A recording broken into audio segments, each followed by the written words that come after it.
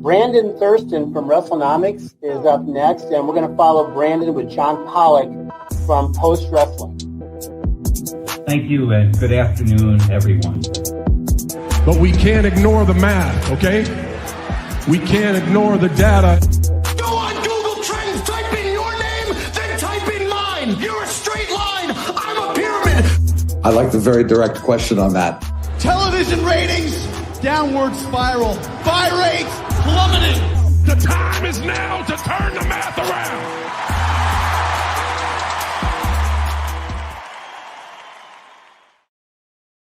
And here we go on another edition of Pollock and Thurston. I am John Pollock, joined as always by Brandon Thurston. Brandon, how are you doing? I'm good. I'm ready to celebrate a great, moment that is a teachable moment in transformation and contrition and submission. Well, that's very kind of you. Has anyone been yelling at you in the front row to apologize for any of your actions this week, for any of your words? Not in the front row. Not from the front row. No. Some people in the back. Yeah. Some direct communications, perhaps. Well, we are going to be discussing many topics today that we're going to get into. Brandon and I, earlier this week, we procured some of the details for this upcoming WWE Unreal series. We're going to get into that. There's some ongoing developments in regards to Liv Morgan's stalker, who was arrested in Orlando not too long ago. Tony Khan just did an interview on the Rich Eisen show, had some interesting comments in that interview that we will be getting to. But as the graphic suggests, everyone is here to talk about everyone's favorite Phil Brooks. He went on a trip over the past week. It was a heavily scrutinized one and promoted as such on WWE's own programming. That here is a hypocrite, as John Cena called him. Okay, that was the storyline going into this. So don't get on me, folks. This was the storyline going into it. Okay, let the story play out, and that is what took us to Riyadh over the past week, and then a maybe semi-surprising event that went down at the kickoff event on Friday. And Brandon, why don't we roll that footage of CM Punk interacting with the WWE Universe? This guy wants me to apologize for a mean tweet I wrote 6 years ago. Hey, listen. Legitimately had nothing to do with Saudi Arabia. I woke up and I was crabby and I wrote a mean tweet to The Miz. And I apologized to The Miz.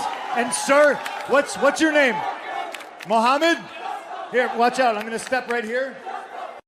Mohammed, I sincerely apologize to you and all of Saudi Arabia.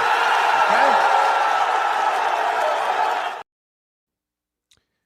Lost in that apology that has been dissected every which way is the return of the Michael Cole fake laugh that was a staple when Vince McMahon was his producer. Ha ha ha! That mean tweet, hilarious, funny, blood-covered dick. The fans in Saudi Arabia were not really ready to accept his apology. It sounds like, some of them anyway. So let's break this one down.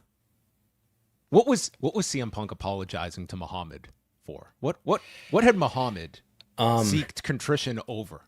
For insulting his the great government of where he lives, the progressive government of Crown Prince Mohammed bin Salman, of His Excellency the General Entertainment Authority Chairman Turki Al-Sheikh, for saying that there's blood money being handed out in Saudi Arabia. Because if you were to ask me a week ago, does CM Punk have anything against the people of Saudi Arabia? I would have said probably not. There would be, to me, no evidence of anything that CM Punk has said. That's the beauty of moments like this. You just conflate those two. Just conflate them right together, and nobody's going to look. There's going to be like stupid people like us that are going to be unpacking that, but the rest of them, they don't care. Let's not parse. Why not? Let's just lump it all together. It was interesting because Paul Levesque then did not get on the stage after and also apologized to Saudi Arabia for stoking any tensions from 2018 over a ongoing proxy war at the time by doing an angle involving Saudi Arabia and Iran, which WWE, they've also grown from, right? They've evolved from 2018, and they've shown that they've evolved. And they cherish these opportunities that they have before them now. Mm-hmm. So that was Punk's apology. And then, so a lot has been made of this. Now, the same fan ended up in the front row at Night of Champions, and Punk was showing with the fan the next night after Night of Champions. It was also brought to people's attention, and this is something that, to me, like, this was the first time I had seen this, was a 2019 clip that precedes the 2020 tweet that everyone had focused upon.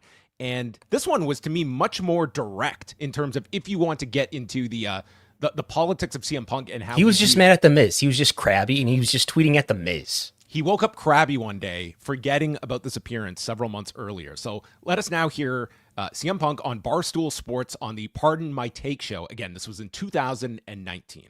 October 20. How many Saudi Arabia shows do they have to do to bring back CM Punk? I'm not doing a single one. No, I'm saying how many those, they have to do to get the money to pay you. I don't know. What's the deal on I don't. that? They make a lot of money. This sounds so shady. Yeah. Oh, it's very shady. Come on. It's very shady. It's like backyard wrestling for MBS. Yeah. Just like Right? So that was, I mean, much more distinct. And again, I would not listen to that clip and think, you know what? CM Punk really doesn't like people in Saudi Arabia. I think this is a very straightforward view of an autocratic government in Saudi Arabia. And again, this is October of 2019. So we are, it's 1 year after the murder of Jamal Khashoggi. Just put all of this into a timeline as well. I think that the sentiment that CM Punk espoused in 2019 was one that probably a lot of people co-signed with. And I think it's always important that, you know, when we continually talk about this topic, I think it's very important to separate the government from its people. And I think you can apply that to present day with the United States as well.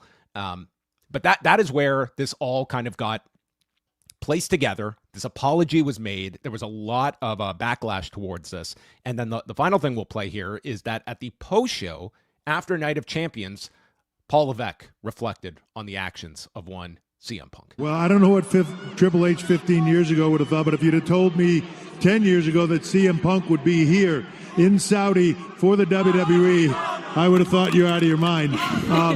But people grow, people change, people evolve, and they learn. And they learn a lot in life. And I think not only was I privileged to watch them this week as they prepared for this fight, I was privileged to watch two men grow as people, especially CM Punk. I was privileged to watch him grow as a human being, to step out here and apologize to the people of Saudi, to just cherish where he is at in life and his career and the things he gets to do and the opportunities that he has. And I was incredibly proud of him. Yes, this brings to mind, I think, a very memorable scene from a very famous film starring Sylvester Stallone. If I can change, you can change, everybody can change. And that ended the Cold War as well in Rocky IV. Pretty much. Yes.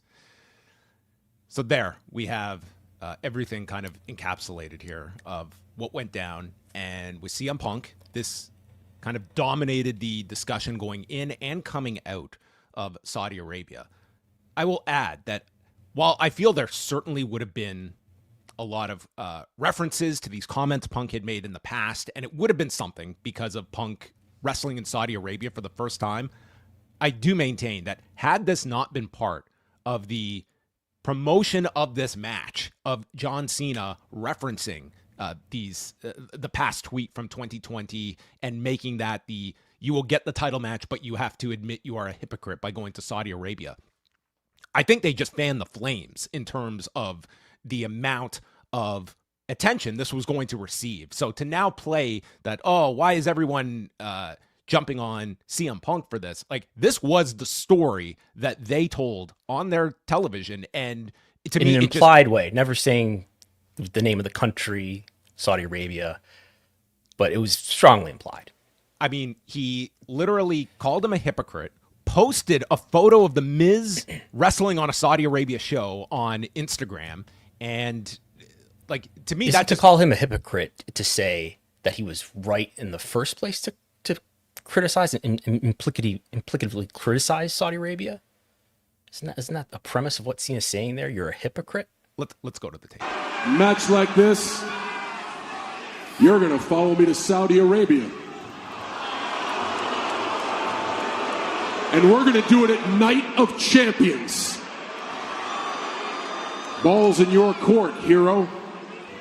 I use CM Punk's rebellious nature and sociopathic self-confidence to back him into a corner, where now, if CM Punk really wants to take this, he has to admit to himself that he's a hypocrite. So that was the lead up to Night of Champions from 2 promos involving John Cena. So, I mean, they, at the very least, you can say they danced around this topic. But to me, it opened the floodgates to make this such a prominent part of the story. Now, if you had eliminated that angle of things with the on-screen, do you feel that this would have been the similar level of attention and backlash that CM Punk has received over this last couple of weeks?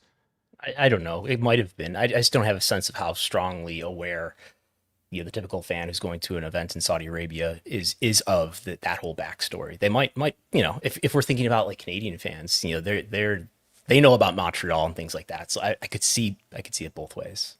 He was booed when he first appeared on screen at the kickoff show on Friday, and he received some boos at Night of Champions, but it was a pretty predominant pro CM Punk crowd. And since, throughout this period in the lead up to the match and on Raw Monday night, like, it would not appear that it has affected the U.S. audience in any way. Like, you have not sensed any backlash on screen toward CM Punk. He is still viewed as a mega babyface. But if you're going from the discourse, it's a definite different tone, and you can't always equate one with the other. But that has sort of been the big focus here. And I imagine this will be somewhat lessened come the Royal Rumble next year, when Punk presumably is on that card in a prominent position. And this was sort of the, as I've said in the past, ripping the Band-Aid off. That was what this event was. And they went very deep into it, including the apology. Now, Brandon penned quite the opinion piece earlier this week, going through CM Punk and his actions over the past week. Yes, because it's very unfair. A lot of people are criticizing him. He's getting a huge amount of backlash for this. And, as a lot of people have pointed out, including my friend Ryan Reeves, this is a global marketplace. WWE is an international company that wrestles, does events all over the world. Wrestlers should want to wrestle wherever they want, everywhere. And all governments do bad things. And it's really not so much, what he said, it's how he said it. And that's not good for business relationships. And it's very disrespectful to the government, to the people, to Crown Prince Mohammed bin Salman, who kills journalists sometimes. And, you can't do those things. Have you been contacted by the government since you wrote this? No, not yet. You have not been assigned to a wing of the jail? No, they treat, they treat foreigners differently. So citizens get the worst of it, it seems. I say that half jokingly, that if you were a citizen of Saudi Arabia, you writing that would be... I might get lured to an embassy and dismembered. You may have a bunk in the 2-2 wing. So why do you feel it is that CM Punk is... Like, all of these performers go on these Saudi Arabia shows. I am sure many of them... Let's do the whatabouts. What about Cody? Why don't you criticize Cody? Why don't you criticize Becky Lynch? Women's rights issues over there. What about them? What would be your response of why CM Punk has received such attention more than any other performer, that even some that have refused to go in past events that are now all on board, and now, to our understanding, everyone is going on these shows? He could have gone and not apologized. He could have just gone. Yeah, go ahead. I wouldn't have expected this to happen on Saudi Arabia soil, but I think there is a way of which CM Punk could have handled this, in that it's not like CM Punk was viewed as this person that, again, it was never the people of Saudi Arabia, which is who the apology was directed toward. And I would think that there are plenty of citizens in Saudi Arabia who would understand Punk's positioning. I'm sure that there are many Americans that look at the leadership in the U.S. and do not co-sign with that. I think you can have that level of separation in your politics. But I think with a CM Punk, he is not making that deciphering of my attitude towards some of the actions of this government. I do not agree with. I don't agree when there are issues of injustice in the U.S. that I've been very prominent about. And how has Saudi Arabia, what has advanced that would change Punk's viewpoint from 2019 to 2025? That would be my question. What has shown you that it's different from 2019 than it is now? Difference is that he works for WWE now. The difference between him and anybody else who wrestles in Saudi Arabia for WWE is they didn't apologize for, in essence, criticizing the government. They didn't criticize the government in the first place. Well, maybe they should, but they didn't. And they didn't go back and do what Punk did in front of the world on Friday. And I think something that we need to point out about the whataboutisms about what about the rest of the world. And the U.S. does a lot of bad things. A lot of countries do a lot of bad things. So how is it fair to get all up in arms about this event that they do twice a year, and they're bringing women's matches into these events that have never been there before, that have seldom been in the region before? Isn't this a good thing? How can you be critical of a government when you're probably I am sitting in a country that's overseen by a government that does lots of things you could say are human rights abuses. The difference is that the WWE or no other wrestling company is putting on a show that's meant to enhance the image of that government worldwide for the world to see on Netflix and on Peacock. They're not going to Ottawa and promoting the great government of Canada. They're not going to Washington, D.C. and putting on a show to promote the image of the Trump administration or the Biden administration, whoever your least favorite politician is. The only thing like this, I've been thinking, the only thing I can think of that is like these Saudi events that happen twice a year, where they're, by the way, paid an inordinate amount of money. They're paid, what is essentially a WrestleMania at this point, a 2-day WrestleMania for one event twice a year. The only thing like this that you could really do a what about is Collision in Korea. Why weren't you writing about this in 1995? What about Collision in Korea? Why are you protecting New Japan and Antonio Inoki? That's the point to make. Sorry, I was 10 years old. There's really nothing else like this. And if WWE put on, went and did a WrestleMania at the presidential inauguration, that would be the analogy. That's not happening though. And when we heard there was the talks of if Donald Trump was even going to show up at WrestleMania, I think you absolutely would have seen a lot of criticism. And that's not a case of the WWE is being paid something to put Trump in a positive light and identify on screen. It would be a president attending an event. I think that would have gotten tons of scrutiny. And my closest comparison would be to some of the UFC shows where they have absolutely placed the Donald Trump and his administration, and they get tons of blowback for that. And just to insert, we did talk a few weeks ago about the appearance that Cody Rhodes, Tiffany Stratton, and the Street Profits made at Fort Bragg, that in an event that turned out to be a Trump rally in essence. Yes. Those I give people the benefit of the doubt that they ask these what about questions in good faith, but I think a lot of the times when you are faced with these geopolitical dilemmas and you're resorting to, well, you use an iPhone, I think you're kind of bankrupt in an argument is when you're getting to that level of comparison points. And again, just basic questions, why are these shows happening? Is it to bring the WWE to these fans? If that is your argument of why these shows should be happening, then ask yourselves why WWE was not doing these shows prior. They did because there wasn't a $50 million site fee. They did one-off shows in 2014 and 2015, which we don't even know if the government had a hand in those shows. They may have, but they were not doing these level of shows on this regularity, and ask yourselves why they're not doing any shows in any other parts of the Middle East. Do those fans not deserve WWE shows?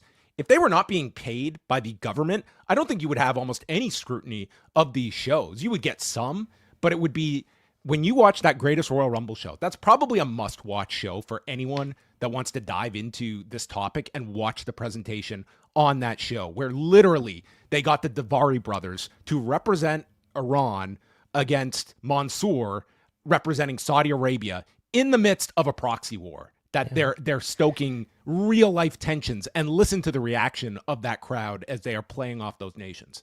Yeah, it's the one show before Jamal Khashoggi is murdered, and they're quite heavy-handed, not only with that angle, but with they play a video, basically promoting Mohammed bin Salman as a political leader, as the crown prince, and talking about what a great job he's doing, implementing all these progressive policies. Women can drive again. He's doing some really special things, and Vision 2030 is a great thing.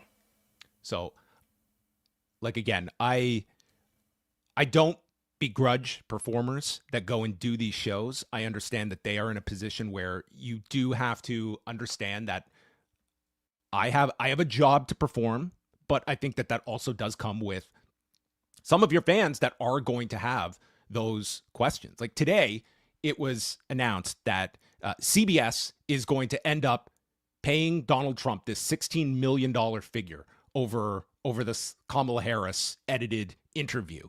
And you have this institution in 60 Minutes that this is such a stain on the legacy of that program and every news arm of CBS. Now, if you're somebody in that news ecosystem, are you to give up your career and your job because your parent company is really just bending the knee here?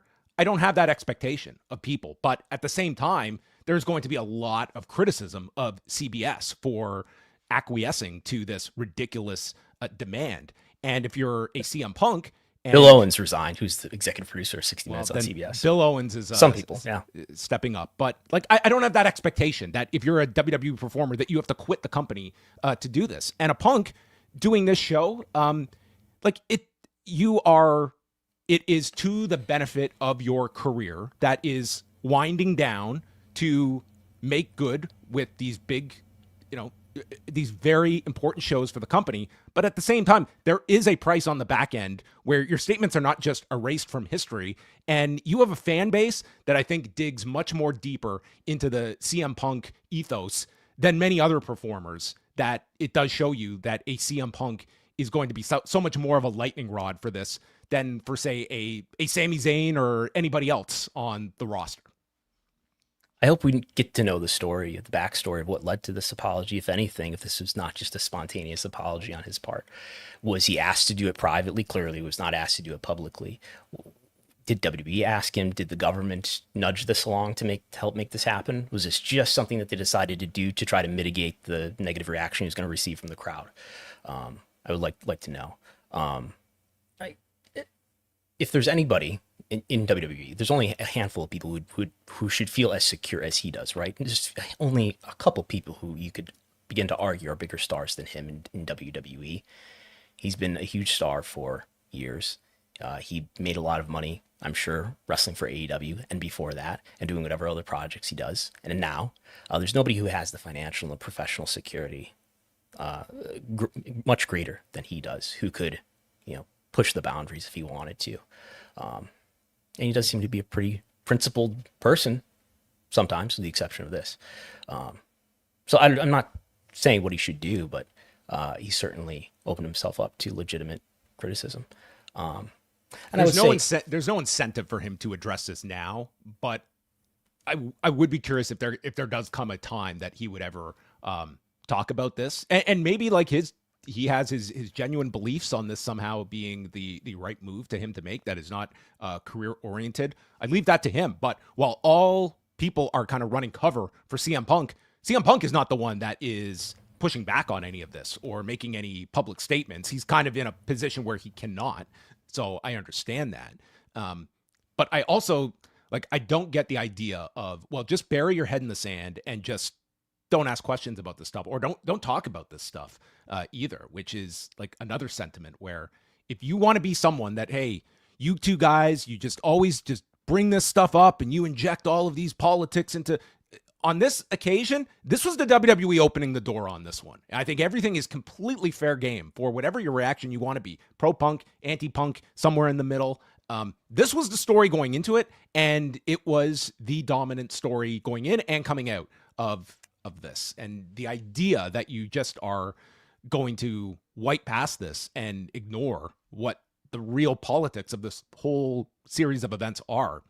No, when you're taking $100 million a year from a government, it's not the people. They're not drawing $100 million a year in ticket sales, or from private media network. They're drawing $100 million a year in a guaranteed site fee from the government.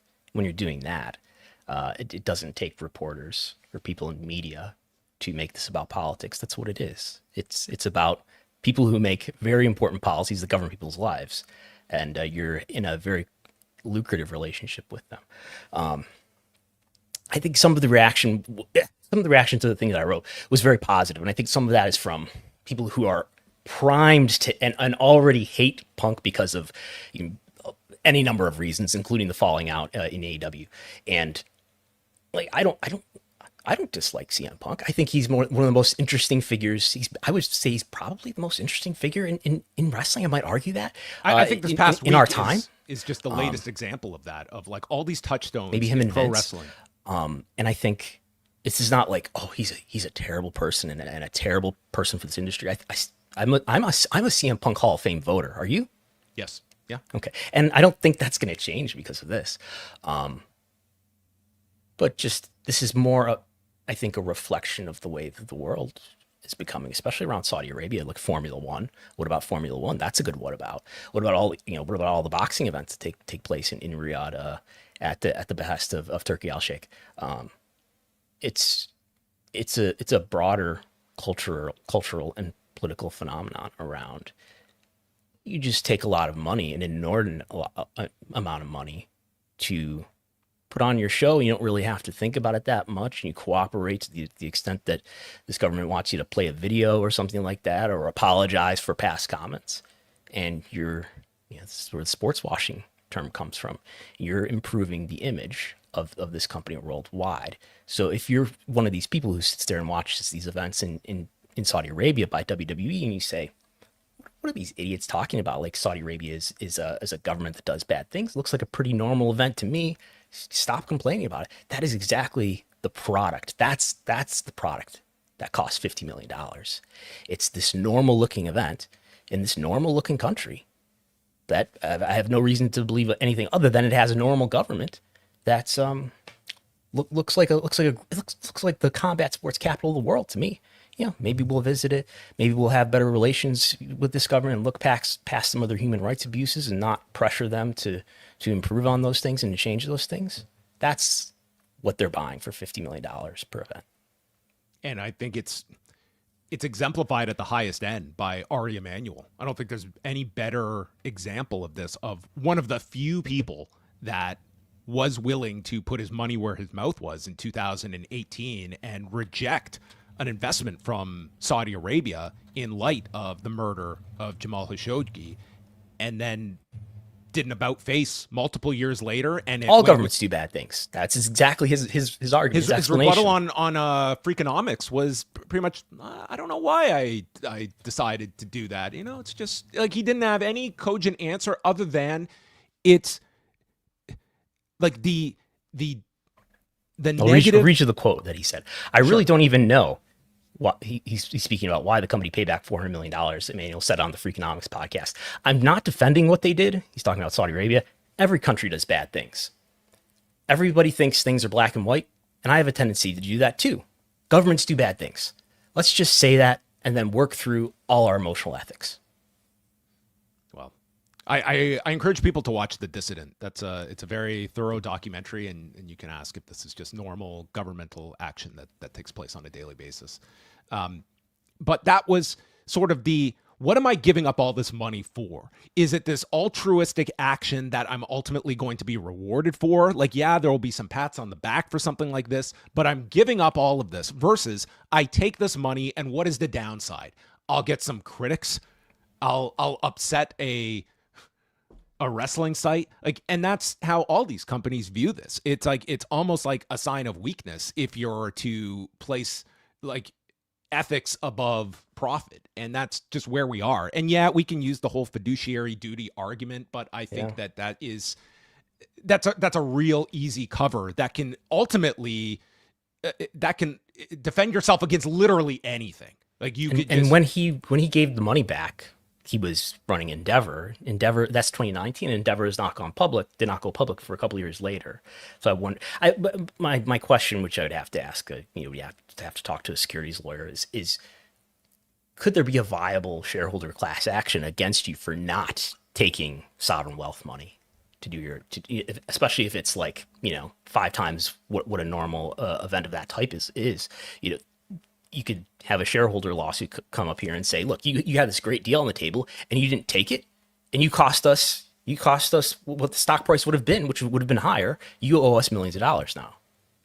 Is there any kind of precedent? That would be the question. Is there any precedent of any board making that argument towards an entity that it would? But you know what? You're not going to find too many examples of any companies that would make that stand. That yes, this is a short-term hit for us, but we feel that the overall brand damage that we could incur from this presents long-term effects on the brand. And there's the thing: it's like you're not. Is WWE suffering brand damage from this? Is Formula One suffering brand damage from? No. Like that's UFC. Yeah, that's. I mean, UFC. It's. You can look at it many different ways. Like it has, I'm sure that there has been some of people, but the overall net, it's been a massive net positive for the UFC to go this direction. And we got a very clear instance of that this week with WWE as well. The last thing, just about the article that you wrote. And again, this was very clearly an opinion piece that you wrote. It was very well written. Was this satire? I've heard secondhand. I try to avoid the responses to things. I think most people got it. And if you didn't, then you know what? Someone told me that there were some comments that people did not understand that it was satire, even though at the very end, because I know in the past and some of these other things that I've done. That's like the figurative. Maybe we have people who are not English speakers, or that's not their first language. I think they might miss it. I wrote at the bottom, this is satire. Unless, maybe these were people who are high-ranking authoritarian officials. Yes, in that case. That's it. I don't think you're going on any trip there anytime soon. I would not encourage it. But, this is obviously a big departure from what you typically write about. And I thought this was like a good area that you can discuss, sort of doing something tonally very, very different from what you regularly do. Have I destroyed my credibility? No, I think absolutely. I tried to ask you essentially that when I showed you this. I was like, do you want to run this? I debate, though, whether I should, especially in the context of reporting on really serious subjects like we're going to talk about in a minute, about lawsuits and things like that, whether I should, how often I should delve into opinion, whether it's ruining some perception of neutrality that I would otherwise have, or on the other hand, whether it's just being transparent about what I think. Or what I ultimately conclude, though, is that I don't do this often, but there are cases where it's just so obvious, where it's like the volcano has erupted and nobody's talking about the volcano erupting. And I think things are warranted. I wrote something about Nick Khan at the beginning of the year around the Lee Fitting hiring, which we had learned why Lee Fitting had left ESPN before it came to WWE. I wrote something about Tony Khan around that time too. But it's probably only going to be occasional. My own 2 cents is that I think, first of all, if you're searching for neutrality, like you're never going to land that with people. Like you can have, and I would seriously classify you of the people that I've dealt with in this industry, I would put no one higher than you in terms of that kind of compass when it comes to attempting that. Like I put you at that very top level, and even at that, you're going to get people that are going to feel you are pro this, anti that. There's no escaping that. And I think to chase that is, what are you eliminating by playing into that? And it's important pieces like you wrote on Monday. I think people want your opinion because you are as qualified as anyone to write about it. You're a fantastic writer, especially when it comes to like that tone that I think just encompasses so many great points in it. And I don't think that divorces you from doing serious reporting as well. Like, this is it's a certain test of, the audience and understanding the work that you do. When they tune into this show, it would be very bland if you were to just come on here and just read your articles and not opine and share your own thoughts. Like, we're all going to have our thoughts on things. The key, being fair, should be the objective. It doesn't mean that opinions necessarily have to eliminate a fairness in delivering it. And you're labeling it as such. Like, this is opinion. And like, that would be one thing to absolutely make clear when you're putting a piece like that out. Yeah. It's the first letter. It's the first word in the headline. I think that's important. I think it's very easy to just write stuff and just put your words out there, as opposed to just letting people guess and figure out whether what you're talking about is actually original information that you are primarily reporting, or whether you're just theorizing and analyzing. I think there's often a disconnect between, well, is this person analyzing or are they reporting new information?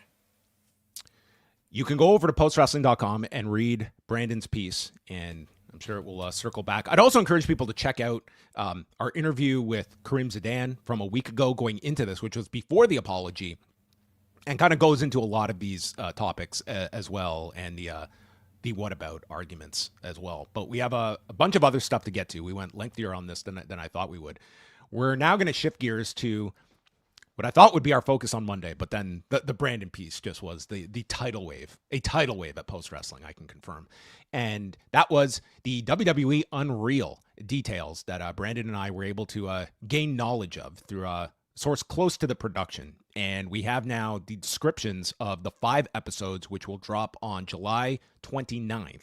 And quickly going through just some of the keynotes, the first episode will focus on the Raw premiere on Netflix from the Intuit Dome back in January, featuring the CM Punk Seth Rollins match and spotlights on Punk, Rhodes, and Rhea Ripley.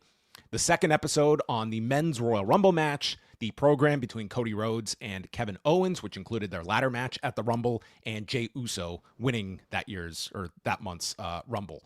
The third focuses on the female talent. This is with Chelsea Green winning the women's U.S. title, Charlotte Flair coming back from injury, the women's Royal Rumble and Elimination Chamber matches from February and March, and a piece dedicated to Bianca Belair.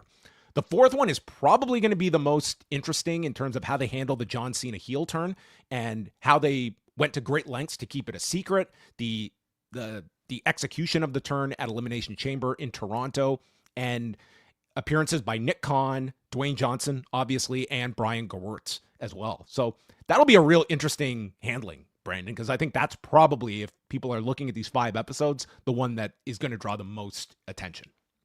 And we do have in here that people representing Dwayne Johnson, if not himself, are sending notes to the production team about how he is going to be edited or presented in these episodes. And the 5th focuses on WrestleMania 41 and, the top matches, including Cena and Cody Rhodes, and sort of just also emphasizing like the ongoing nature of WWE, where there's like Paul Levesque has used this analogy many times in the past about, WrestleMania ends and then I'm handed a stack of papers for Raw the next night. Well, it sounds like you're literally going to see that on this episode. Again, Brandon and I have not seen these episodes, so we're not, being vague here. These are the details we were provided. And it sounds like Paul Levesque is going to be sort of your narrative guide throughout these 5 episodes as well. But which is what you would think from the trailer, I would say. Yeah, I mean, it certainly does feel like a Paul Levesque-led vehicle. But I think just thinking about these details, I think it's going to be most interesting how Dwayne Johnson comes across, especially in those last 2 episodes. It doesn't sound like his absence from WrestleMania is going to be addressed. And Johnson had mentioned on the Pat McAfee show that after Elimination Chamber, he was going to just, fade into the background and not be part of the Mania buildup. Yeah. it sounds like, ideas that he may have presented originally did not come to fruition, and coincidentally or not, he was not a part of WrestleMania. Yeah, so they've been filming this over the past, since around WrestleMania 40 of last year, and then it really ramped up in November. And our understanding is that these 5 episodes will drop, and then an additional 5 episodes sometime in early 2026 will be dropping on Netflix as well. So that report is up at postwrestling.com if you want to read more about our reporting. WWE and Vince McMahon filed motions earlier this week in the Janel Grant case, which Grant's team is trying to move towards the discovery phase. And what possibly could WWE and Vince McMahon have any issue with this movement? Were they just like, cool, let's line up a timetable? They have an issue with it entirely. Yeah, they don't want there to be any discovery. None. And as we talked, so this was expected. This is not a surprise filing. This was due on the day that it was filed, after Grant filed her filings that were due on the day that it was filed. So she was saying, this is what I request and why I request it. And we knew that this was coming a week later. And as we talked about at that time, I said they're going to look at this and say, this has nothing to do with arbitration. And then, but I should set that table, right? This is about arbitration discovery. This is about evidence only related to arbitration. So the judge said, we're not going to do discovery about this case overall, of course, which is a sex trafficking case. She alleges that she was sex trafficked, that she was sexually assaulted. WWE and Vince McMahon are defendants here. And there's an arbitration clause in the NDA, and it has to be decided whether that arbitration clause should be enforced or not. Grant says no. So the judge said, there's not going to be discovery related to this entire case, but I will allow you to request arbitration motion related discovery related to the question of arbitration. So that's what she did last week, Monday. And she requested some 20 categories of items, including minutes from board of directors meetings, internal communications over a 6.5-year timeline, as well as any drafts of the NDA and various other information related to the NDA. And WWE and Vince came back on Monday and said, you're not entitled to any of this. The judge should say no to all of this because you haven't even raised an allegation about why the arbitration clause, why you were coerced into the arbitration clause. And this is something we've talked about a few times specific to this issue, which is kind of nuanced. She claims that she was coerced into signing this NDA, but she doesn't raise an allegation that I can see, and this is certainly what the defendants are saying. She doesn't raise a specific allegation to the arbitration provision. Mm-hmm. And according to Renner Center v. Jackson, always remember Renner Center v. Jackson, Antonin Scalia, you have to make an arbitration clause unenforceable. It's not enough that I coerce you into the contract. I have to coerce you specifically, unequally to the rest of it, to the arbitration clause. And when it comes to the actions that Janel Grant alleged happened after the NDA was signed. I know we've gone over this a couple of times. How important is that? Because the more and more we seem to go into this, like it feels as though WWE and Vince McMahon are going to have pretty solid footing when it comes to up until the NDA was signed at the end of January 2022. Right. She hasn't raised any of that yet. I mean, the defendants have anticipated that potential argument, and they have anticipated the law that is potentially related to that, the FAA, the Ending Forced Arbitration Act. But Grant herself has not raised that. She did not raise it in her discovery requests. I don't know if it makes sense to or not. So Grant still has to respond to the motions to compel arbitration themselves. She's not done that yet. That deadline, as of now, is not even established. That deadline was going to be July 11th, but the judge came out the next day on Tuesday, yesterday, and said that we're postponing that, which made sense because I was thinking about writing this article up. Like she's gonna have to make a decision. The judge is gonna have to make a decision on this very quickly because there's gonna be very little time left for Grant to file an opposition to the motion to compel arbitration. Everybody following me here? So that's gonna be sometime in the future. So what I'm saying is maybe at that point she will make an argument about why the FAA is important to her argument. Maybe she's going to raise why the allegations that she alleges took place after the signing of the NDA are important to why arbitration should not be enforced. But when is that going to happen? maybe late July, maybe well after that. And so Grant now has until what is it, July 11th, or has that date been pushed back? No, so that has been postponed. We have no due dates that are established at this point, I think. What we're waiting for now is the judge is going to make a decision on this discovery issue. The judge is going to say either there's no discovery allowed whatsoever, or some of it's allowed, or all of it's allowed. And then we'll get, I assume, we'll get an opposition to the motions to compel by Grant, which take that discovery into account if there is any. How much of the Sean Combs case have you been following today since the verdict has come down? Sean Combs, he has not been found guilty regarding sex trafficking, but he was found guilty of 2 lesser charges. But if you've been following this case, which has been going on for 8 weeks in New York, there are a lot of similarities, both with like the two plaintiffs that. And this is a criminal case. This is a criminal case. This is not civil.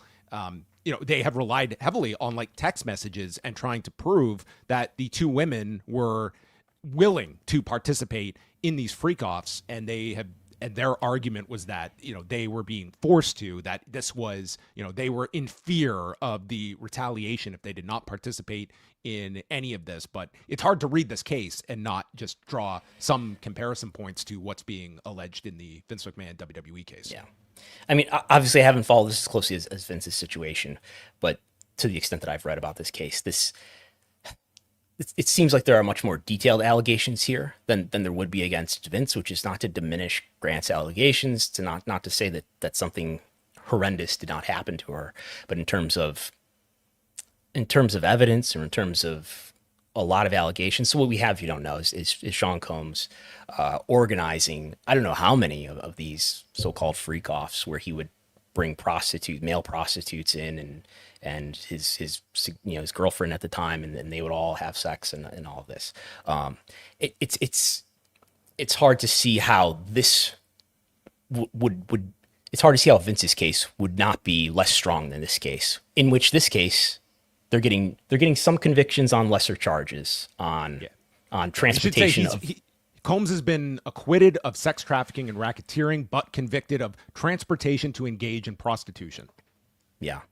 So he's been convicted of transporting male prostitutes, I guess, but not of sex trafficking.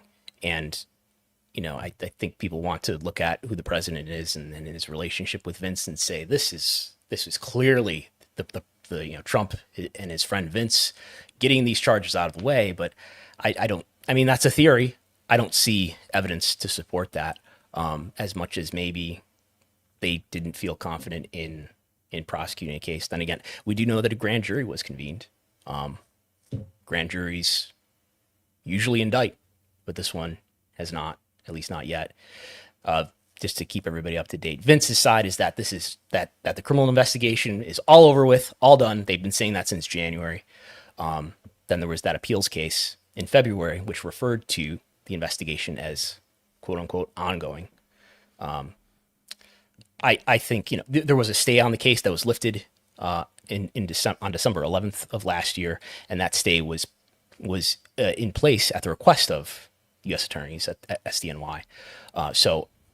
And then it was lifted without charges being filed. We all kind of assumed that, well, maybe by December 10th there'll be an indictment, or maybe there won't be if the stay is lifted. Stay was lifted.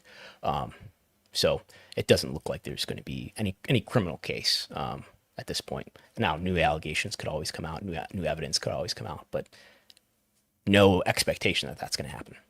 And we'll just add this. This comment was sent to us from Grant's team after the motions were filed. Vince McMahon and WWE are attempting to block basic discovery requests that go to the heart of whether the NDA and its arbitration clause are valid. If they have nothing to hide, they should embrace this opportunity for transparency. So that was their comment, and that was reflected in the story that is up at postwrestling.com. Now we're going to move on to AEW, because tonight is both Dynamite's 300th episode and Collision's 100th episode, which is wild that these two things are happening in the same week and are being taped on the same night. But to mark the occasion, Tony Khan appeared on the Rich Eisen show, and last week we talked about his comments to Yahoo, where he had stated year over year they were up in their viewership, and Let's hear which is false.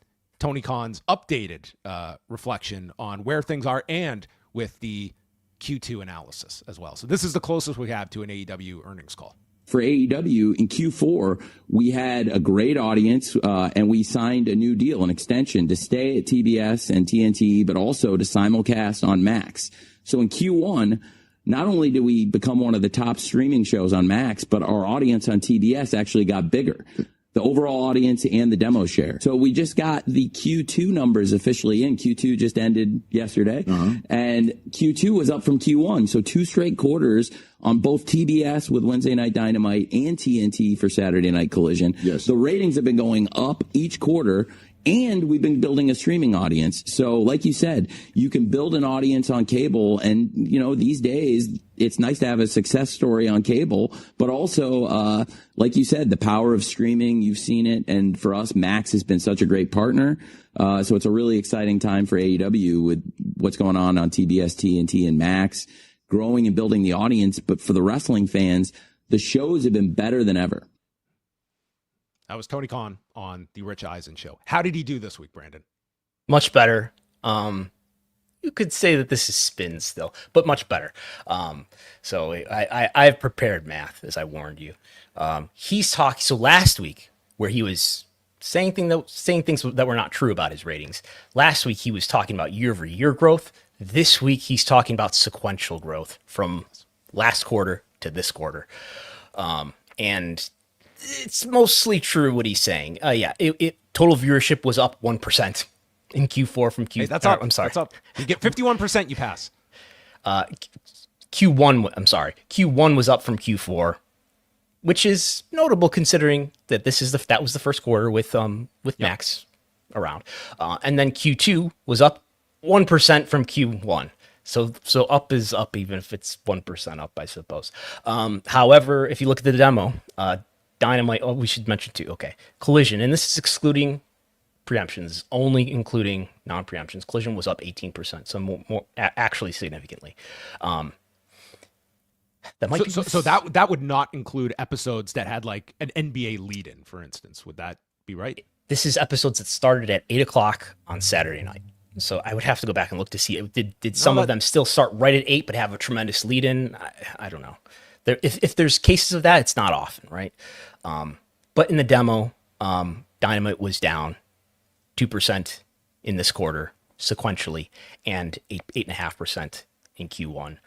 Collision was up in the demo though this quarter by 5%. So it's if we're talking about total viewership, sure, it's mostly true. Pretty mild for Dynamite. Again, this is different from what he was saying last week, where he was trying to say that viewership was up year over year when it's actually down by double digits. Well, I mean, when you look at that, I'm just scanning here. I think there was one Saturday show that got like an NBA lead-in at its normal time. The rest would all qualify as like preemptions and outside the slot. I mean, Q2 to me is more impressive in the fact that they were going up against NBA and NHL playoff competition for a lot of those Wednesdays and Saturdays. And you throw in the simulcast aspect as well, if we're comparing this to Q4 numbers as well. So I would say that, like, overall, like, you can certainly argue that AEW, at the very least, has subsided any kind of lowering that we were seeing in the end of last year. And I would say, if you were to ask anybody going into January, that simulcasting was going to take some kind of chunk out of this, and that has not been the case. So again, like, we don't know what these numbers are truly on Max, which I don't know if Tony Khan knows what these numbers are. I don't know. I have a question if he does. And our listeners knew this already, that sequentially we were talking, I think it was last week, and Yes. the numbers look like they're up. I haven't updated this for another week, but TV viewership ranking and live event attendance according to WrestleTix is up. Now the listeners have also alerted me that that Tony Khan has tweeted his own graph just minutes ago. He might be watching. So what's he showing here? How do you assess, first of all, the visuals of this? Like, this is a great visual. Nice. This is a very, very nice graphic. AEW in 2025, he's got P2554, which is WBD's, which is the exact demo, I guess, that WBD is interested in. This is live, same date in thousands. Okay, so he's saying what is he showing here? So these numbers, okay, this is sequential. Yeah. I suppose when you look at the 25 to 54 instead of the 18 to 49, it may actually be positive. But we are looking at the 18 to 49 rating and demo, which is actually negative in most comparisons, sequentially even. So, this looks right. We'll check it out later though. Okay, well, Brandon, we'll go through this. I like these graphs that are coming out. Also, in this same discussion with Rich Eisen, Tony Khan, his P2 numbers check out. His P2 numbers check out. Okay, then that gets a thumbs up. Tony Khan also addressed next year's All In, or we should just whether it's All In or you presume it would be All In, and a return to Wembley Stadium. AEW All In Texas, the largest domestic show in its 6-year history. That's the affair that used to be, if you will, in Wembley Stadium the last 2 years. And it's going back to Wembley next year, too, by the way. So, Coldplay had booked this weekend out years in advance. We're blaming it on Coldplay. Okay. But it's going to be great. I can't wait to do Global Life Field in Dallas, go back to Wembley next year. Okay. We've put 81,000 fans in Wembley for AEW All In, and I can't wait to go back and do it again next year. So this was, they had announced this last year that they would be back in 2026, but this is, concrete. Looking this up, so Coldplay, which are on this insane tour right now, they're doing 4 nights here in Toronto this week at Rogers Stadium, and then they're doing 8 nights at Wembley Stadium between August 22nd and September the 8th. So that certainly checks out. 8 nights at Wembley Stadium. 4, 6, 7, 8, 9 nights at Wembley Stadium. So get your tickets. It might be 10. 3, 6, 9. Well, 10. they've got. I count 10. They've got these 2 at Craven Park. Am I counting wrong here? Well, maybe it's 10. Who knows? Anyway, a lot of shows for Coldplay. Nobody listening is going to Coldplay at Wembley here. Probably not. Going back to Wembley, I think even a year out, that sounds exceptionally ambitious. Yes, it does. Well, what are they going to do in Texas? 20,000 probably. They're not there yet, right? But they'll get there to 20,000. It'll be respectable. Maybe a little bump at the end, like 25 you'd be shooting for as like a kind of best case scenario. Which is it sounds like Dave Meltzer's reported the gate is around $2.5 million, which if that checks out, that's an exceptionally strong gate number for AEW. Yeah. Will it be lower than whatever they deliver this year? I think that's a good over-under. At Wembley? Yeah. I'd say if you draw 20,000 at Wembley, that's... Yeah. Can you see him drawing a lot more than 20,000 next year, though? Is the traveling fan less likely to go, the worldwide traveling fan less likely to go to UK than Dallas? I would say, obviously, from the numbers we've seen through WrestleTix, the O2 show looks like that's going to be a big success for them. That seems like the appropriately sized venue for where AEW is now. It's hard to say, if I think you really need to catch some gigantic wave of momentum for, just shooting for last year's numbers at Wembley to me sound pretty ambitious. If they were going to Wembley this summer, I just can't imagine that one being much higher than where the Texas show is now. It was probably a good idea this year to take the All In franchise to the US or just to another market, period. If the money was there, if you felt like you would get the traveling fan, to me, Mexico is such a ripe market. Even if you were to do Arena Mexico, but I just don't see that they see that as the most profitable ticket prices regions. For one thing. Yeah, absolutely. Tony Khan would say they have the best ratings in the UK. I can't check that though, but they're popular in the UK is so strong, and they put 80,000 people in Wembley Stadium, which is I believe they sold 81,000 tickets for that show. Yes. Yeah. No one has to get their tattoo changed at all. That's a number you can have cemented on your arm if you got that tattoo. All right. Pretty dark story here that's been going on for a couple of weeks ever since the arrest here. So this comes from the Fox affiliate in Altamonte Springs, Florida. A Canadian man is facing federal stalking charges after authorities say he traveled from Canada to Florida and attempted to break into the Pasco County home of pro wrestler Liv Morgan. Authorities say that Sean Chan, a 41-year-old man from Canada, flew to Orlando the same day his passport was issued and drove to WWE star Liv Morgan's home on May 31st. Surveillance footage captured Chan circling the house with what appeared to be a rifle, later determined to be a BB gun, that he reportedly found on Morgan's porch. He attempted to enter the home, appeared to search for a spare key, and left a handwritten note before leaving after more than 2 hours. Morgan was not home at the time. Chan was arrested 3 days later at the WWE Performance Center in Orlando after showing up for an event. He was recognized by security and taken into custody by deputies. He now faces charges of burglary in Pasco County and federal charges of interstate stalking. So it's a terrible story. This Sean Chan is being held in prison in Pasco County Detention Center. He has a hearing scheduled for July 18th at 11 a.m. This is a federal case. He's been federally indicted, and I suppose that's because he's a foreign national. He's from Canada. He's from Scarborough, Ontario.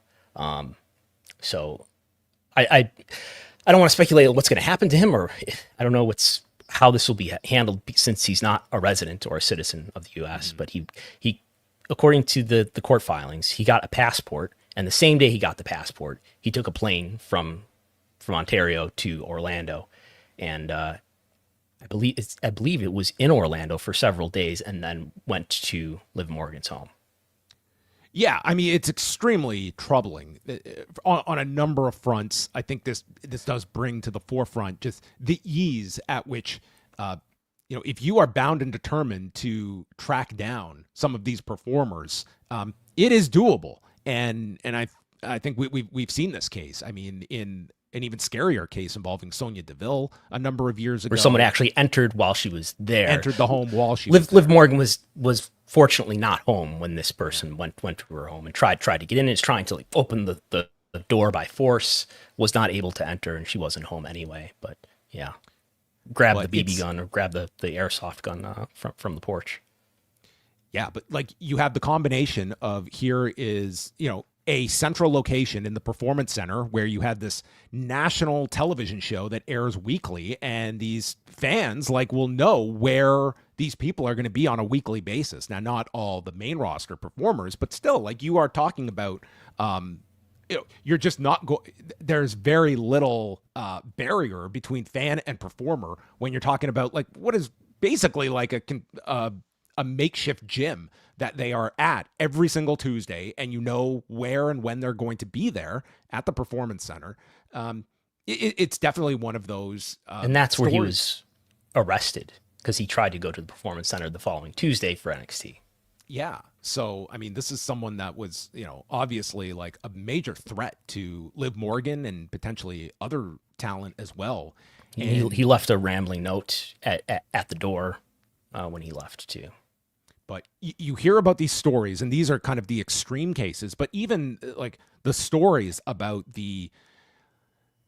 we kind of hear from, especially from female performers, the amount of vitriol they get online, and probably a lot of stuff that is just dismissed because it's online. But there's a thin line between the connection that people can have online to tweet at someone versus in real life, trying to track down these people. And it's definitely very, very concerning when you hear about these stories and people acting on some of these ideas and stuff, and being able to locate their home address. That's frightening stuff. Yeah. It's not the first time there's been stalkers in and around the Performance Center. There's a memorable case from several years ago, and those are the things that we do know about. Yeah. Some talent have mentioned stuff that has been mailed to their homes as well, tracking down their addresses and mailing them stuff, whether it's, just stuff to just sign stuff, but still it's you are, when someone is able to track down your home address, it's very threatening. And I think that just it kind of underlines it here in these extreme cases as well. All right, we're going to wrap up on just a couple of ratings notes. So last Thursday, Collision aired on Thursday night, and it generated 285,000 viewers and a 0.08 in the 18 to 49 demo. It was 8th for the night on cable in prime time. Dave Meltzer made note that This apparently aired live on the West Coast, but AEW was not aware it was airing on the West Coast until it did, and therefore there was no mention of this on Dynamite the night before. So I don't know if that fully checks out, because I was not aware of this until I heard that, but that would at least be an asterisk to this number on a Thursday night for AEW, which was well down, obviously, from their previous Saturday night audience. Yeah, it's a preemption airing, whatever. SmackDown on Friday, a tape-delayed show from Riyadh, 1,450,000 viewers and a 0.41 in the demo. So it was number one on television in the demo, and a really big number for men 18 to 49, which was their highest mark since April 25th, and this was going up against the NHL draft. Yes. Are you tuning in to see who the Sabres grabbed? No, but it beat the NHL draft, as you kind of mentioned. Could you watch this live on Netflix? Yes, I could watch it live. And they had major problems on the Netflix, the worldwide feed, because it went down for about a half hour, and they had to clean that up for the USA Network airing as well. Was Tony Khan responsible for that? That was not insinuated until now. So you're going to get some conspiracy theorists coming your way. Okay, you might be looking out for former Nexus members that might take issue with this. Wasn't there like a WCW situation with that in the Monday Night Wars era? They insinuated WCW had something to do with the Beware of Dog power outage. Yeah. That was Eric at work. It must be. It can't be our fault. Yeah. And then finally we have the Netflix numbers for Raw from June the 23rd. 2.6 million global views after 7 days. It ranked fourth in the U.S. I think it was third in Canada off the top of my head. 3 in the U.S., 4 globally. Okay, 4 globally. So yeah, I mean it was kind of a standard number. Was there anything you took from this one? They were behind The Waterfront, Ginny and Georgia, and America's Sweethearts, the Dallas Cowboys Cheerleaders season 2, in terms of global rankings. It's continuing to level out. This is on the lower end of what they've done, but I don't see it as alarming. We were estimating this to be down from the prior year based on my various assumptions. Forward-looking statements. It's a number that is maybe okay. I'm real curious to know what they think of it internally, but it does rank high. Number 4 globally. Number 3. It was ranked in 6 countries, along with Mexico, Bolivia, Bahrain, and Sri Lanka. And the Night of Champions from Saturday was ranked in 10 countries in the top 10. So it was somewhere under 1.8 million views. Of course, this excludes the U.S., but if there are 2 hotspots in the world, it's Bolivia and Canada, okay? They will literally watch anything with WWE attached to it from just analyzing these rankings every week. And attendance for this show, this is the 23rd, where was this? Columbus, Ohio, 13,000 according to WrestleTix, which is higher than the last time they were there for Raw about a year ago, 9,000 some odd. And it's higher than any number we've got since WrestleTix has been tracking this stuff since the return to touring. Yep, and they did over 13,000 for Pittsburgh this past Monday as well for the double taping as well. Which somebody continues to buy these expensive tickets. That's the key. It's they're a freight train, out of control, selling tickets by the boatload.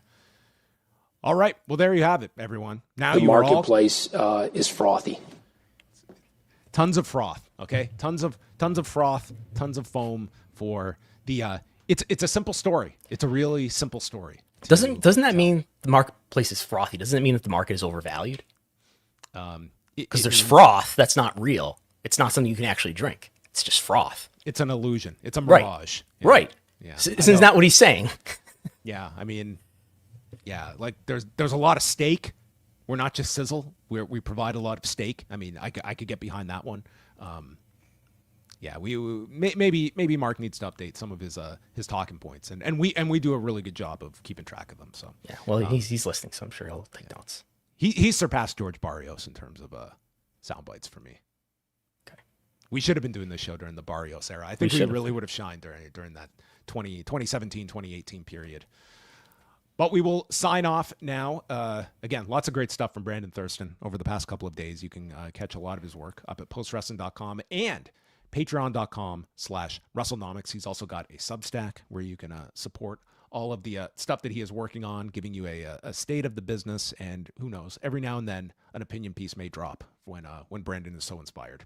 And I did do an analysis piece on the AEW state of consumer metrics and popularity, which we talked about the last week. We showed the image. I did some writing about that, and that's up there for subscribers. There's the new merchandise. What are the top items that are ranked on the WWE and AEW and Pro Wrestling Tees merchandise websites? That is just gone up yesterday, as well as every wrestling show. We showed some of it just now. Every wrestling show, well, the major ones, W and AEW, complete breakdown of what we can gather from each show in terms of TV ratings, attendance, YouTube, even cage match. Tonight, Wei Ting and I will be live after 10 Eastern tonight on the Post Wrestling Cafe. We will be chatting about Dynamite 300 from Ontario, California, featuring Kazuchika Okada and Kota Ibushi, and a Superman promotional tie-in that they are doing with Warner Brothers. So that is coming up on Dynamite tonight. And Thursday on the Post Wrestling Cafe, we are going to be going to the movies for a review of F1, the movie, starring Brad Pitt as Sonny Hayes. And can Brad Pitt turn back the clock and become a top-level driver in 2000? Were there any races in Riyadh that are featured? There were, I don't think in Riyadh, but there was definitely Abu Dhabi was represented. Okay. As long as we get sovereign wealth in there. Yes. So that's coming up on Thursday. PostWrestlingCafe.com. And next week, we have a guest for next week's show. Trish from the Sarah and Trish Wrestling Podcast is going to be joining us here on Pollock and Thurston. So you can look forward to that next Wednesday, 1 p.m. Eastern Time. For Brandon Thurston, I am John Pollock. Feed us more.